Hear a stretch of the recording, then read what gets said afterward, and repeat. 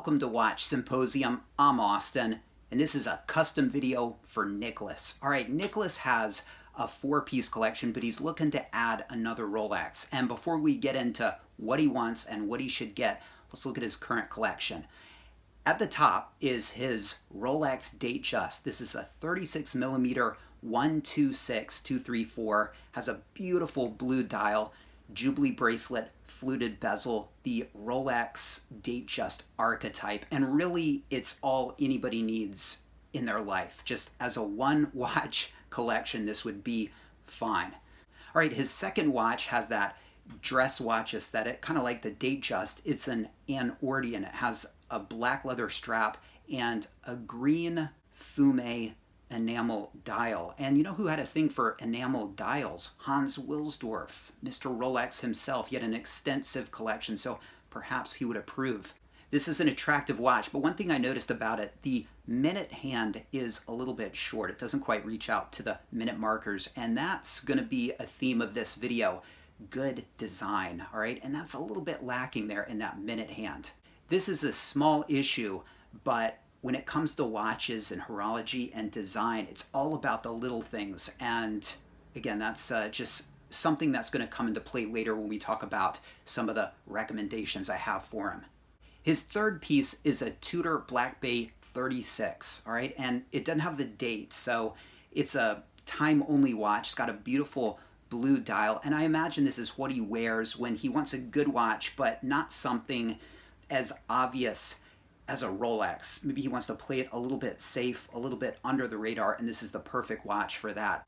All right, his fourth piece is a Zodiac, and I haven't seen it, but it's probably a sporty looking piece, and my guess is he wears it as a beater.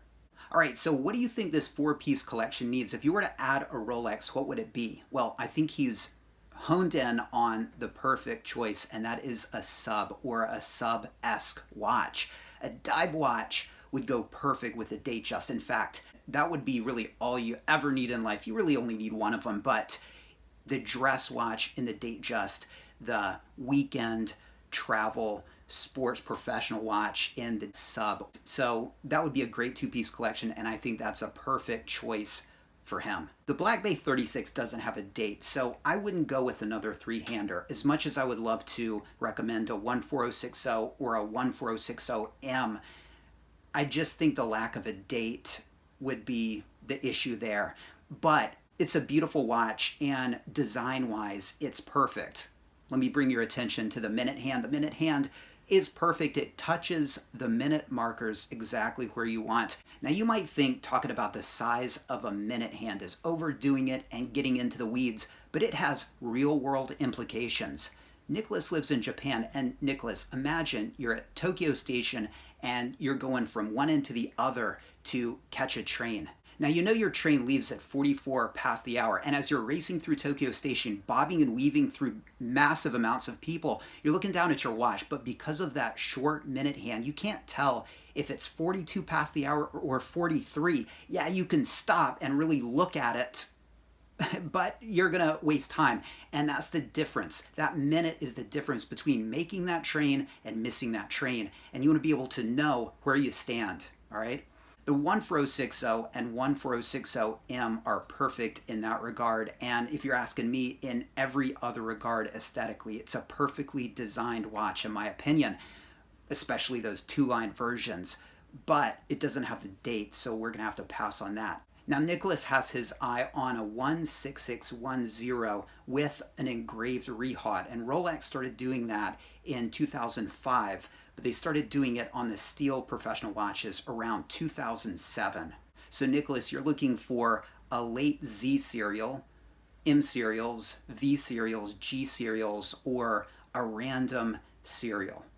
Now the 16610 ran from 1988 until 2010, and for the engraved rehaut versions, you're going to be looking for watches within that window of the last 3 years, 2007 to 2010. Now, 2010 pieces are G serials, and in 2011, they changed over to the random serial numbers. But there are random serial 16610s out there, and those could be very collectible for two reasons. Number one, because of the random serial aspect, but the other reason is that legend has it that some of those last 16610s had the blue parachrome spring, which would be very special. So Nicholas, if you could snag one of those later G serials, or certainly one of the random serial 16610s, that could be very special. Now, you're going to pay for that in Nakano because they're going to know what they have, all right? Watch shops are going to know how special those pieces are. So I would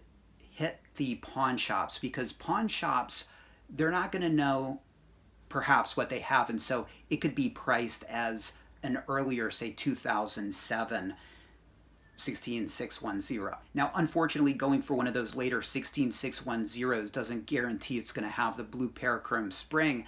There's no test that I know of, like the wiggle test, to differentiate a 3185 and a 3186 movement. But you could take it to RSE. They could probably tell you, and they could definitely tell you during a service. But before the purchase, there's no sort of way of checking it, unfortunately. All right, so with the 16610, you have the date, you have the engraved rehot, but you have that shorter minute hand that doesn't quite reach out to the minute marks.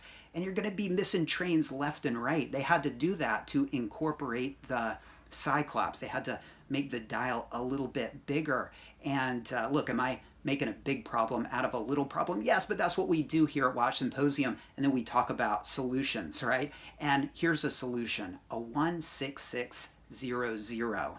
That's a sea dweller, it's a pre-ceramic sea dweller. You're going to have the date, you're not going to have a Cyclops, and you're going to have perfect design proportions, and the minute hand is going to reach into the minute markers. Now, unfortunately, you're not going to get the engraved rehot because it never came on the 16600, but there are some other advantages to that watch. One is that it's a little bit more special feeling than the sub. They didn't make quite as many, and seeing one on somebody's wrist is a little more special, and you feel a little bit more special than the general sub, which many people have out there. Now, if you're not a fan of the Cyclops, you still get the date, but it doesn't have the Cyclops, and that's the reason why the proportions are so perfect. They didn't have to fit that Cyclops in there, and having that clean crystal and sort of the cleaner look, it's not as perfect as a 14060, but having that cleaner, more balanced look is something that's really appealing. And you can't forget about the fact that it alpha males the sub. I mean, it goes deeper. It is a more heavy duty piece of kit, and you feel it, man.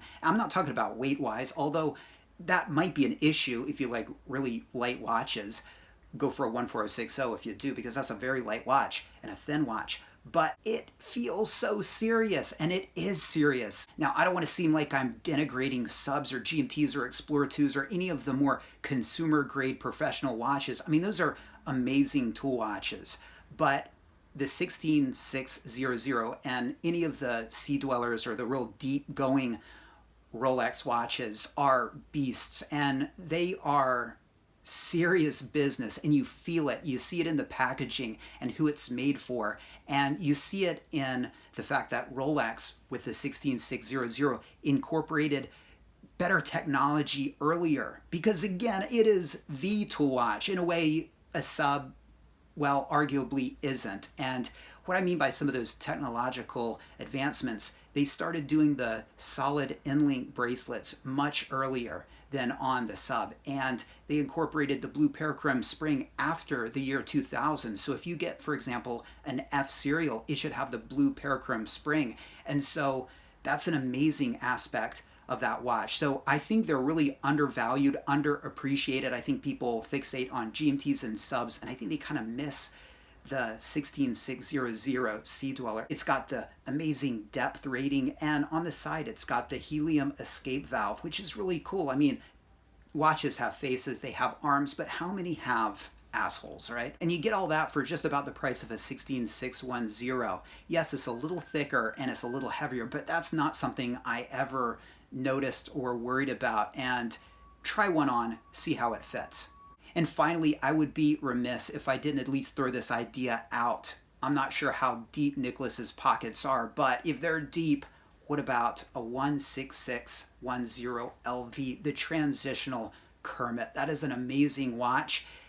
It'll cost you an extra $10,000 compared to a 16610. or an extra 20,000 if you really want to go whole hog and you want one with a Fat 4 insert. Now, would I really recommend this? Well, if you're Bill Gates, yes. And hey, pick up a couple, stick one in the safe, wear the hell out of one.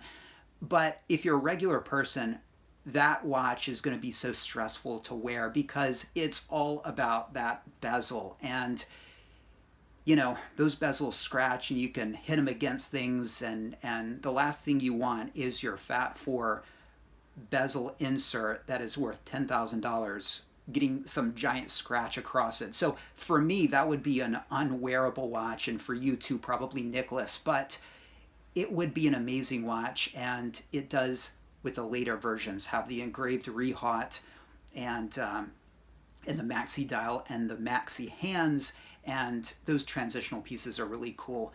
But it's kind of unwearable because it's so special. So you'd probably stick it in the safe and never enjoy it. But it's just worth mentioning. So there you guys have it. Help Nicholas out. What do you think of my recommendations? Look, if he wants to go with a 16610, I think those are great watches. And if he goes for one of the later ones, he'll get that engraved rehaut, a G serial, or a random serial would be a real grail, I think. And, you know, fingers crossed that it would have the blue parachrome spring.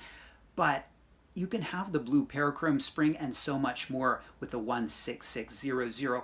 And there's not much of a trade-off that I can see, unless I'm missing it. Let me know if I am. Why wouldn't you go for a 16600?